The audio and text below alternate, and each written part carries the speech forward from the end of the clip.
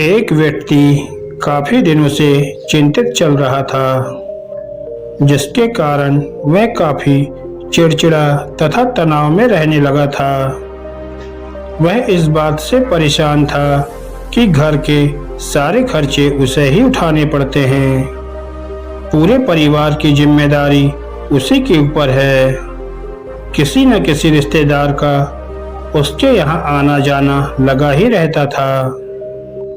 इन्हीं बातों को सोच सोच कर वह काफी परेशान रहता था तथा बच्चों को अक्सर डांट देता था तथा अपनी पत्नी से भी ज्यादातर उसका किसी न किसी बात पर झगड़ा चलता रहता था।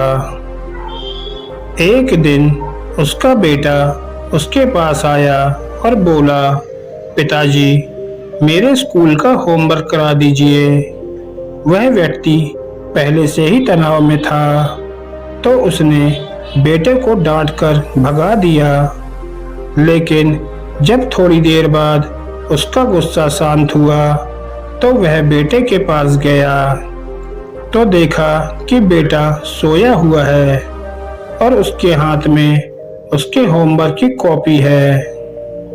उसने कॉपी लेकर देखी और जैसे ही उसने कॉपी नीचे रखनी चाहिए, उसकी नज़र होमवर्क के टाइटल पर पड़ी। होमवर्क का टाइटल था वे चीज़ें जो हमें शुरू में अच्छी नहीं लगती हैं, लेकिन बाद में वे अच्छी ही होती हैं। इस टाइटल पर बच्चे को एक पैराग्राफ लिखना था, जो उसने लिख लिया था।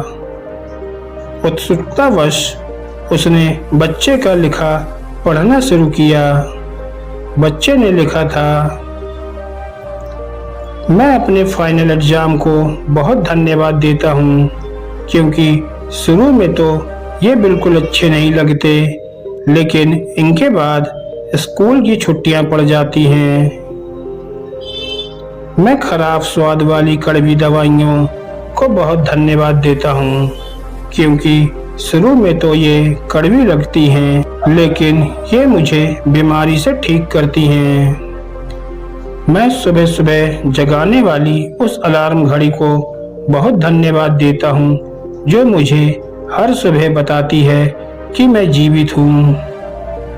मैं ईश्वर को भी बहुत धन्यवाद देता हूँ, जिसने मुझे इतने अच्छे पिता दिए हैं, क्योंकि उनकी डांट मुझे शुरू में तो बहुत बुरी लगती है, लेकिन वो मेरे लिए खिलौने लाते हैं, मुझे घुमाने ले जाते हैं और मुझे अच्छी अच्छी चीज़ें खिलाते हैं।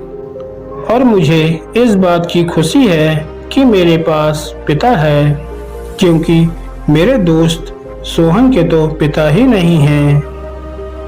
बच्चे का होमवर्क पढ़ने के बाद वह व्यक्ति जैसे अचानक नींद से जाग गया हो। उसकी सोच बदल सी गई। बच्चे की लिखी बातें उसके दिमाग में बार बार घूम रही थी। खासकर वह लास्ट वाली लाइन, उसकी नींद उड़ गई थी। फिर वह व्यक्ति थोड़ा शांत होकर बैठा और उसने अपनी परेशानियों के बारे में सोचना शुरू किया। मुझे घर के सारे खर्चे उठाने पड़ते हैं, इसका मतलब है कि मेरे पास घर है और ईश्वर की कृपा से मैं उन लोगों से बेहतर स्थिति में हूँ जिनके पास घर ही नहीं है। मुझे पूरे परिवार की जिम्मेदारी उठानी पड़ती है। इसका मतलब है कि मेरा परिवार है, बीवी है, बच्चे हैं और ईश्वर की कृपा से मैं उन लोगों से ज़्यादा खुशनसीब हूँ जिनके पास परिवार ही नहीं है और वो दुनिया में बिल्कुल अकेले हैं। मेरे यहाँ कोई न कोई मित्र या रिश्तेदार आता रहता है। इसका मतलब है कि मेरी एक सामाजिक हैसियत है और मेरे पास मेरे सुख दुख में साथ देने वाले लोग हैं। मेरे भगवान, तेरा बहुत बहुत शुक्रिया। मुझे माफ़ करना, मैं तेरी कृपा को पहचान नहीं पाया। इसके बाद उसकी सोच एकदम से बदल गई। उसकी सारी परेशानी, सारी चिंता एकदम से जैसे खत्म हो गई। वह एकदम से बदल गया। वह भागकर अपने बेटे के पास गया और सोते हुए बेटे को गोद में उठाकर उसके माथे को चूमने लगा और अपने बेटे को तथा ईश्वर को धन्यवाद देने लगा। दोस्तों, इस कहानी से हमें यह सीख मिलती है कि हमारे सामने जो भी परेशानियां हैं, हम जब तक उनको नकारात्मक नज़रिए से देखते रहेंगे तब तक हम परेशानियों से घिरे रहेंगे।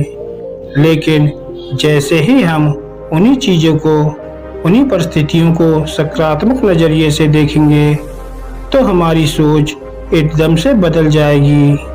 हमारी सारी चिंताएं, सारी परेशानियां, सारे तनाव एकदम से खत्म हो जाएंगे और हमें मुश्किलों से निकलने के नए नए रास्ते दिखाई देने लगेंगे। अगर आपको यह कहानी अच्छी लगी हो, उसका अनुकरण करके जिंदगी को खुशहाल बनाइए। धन्यवाद दोस्तों।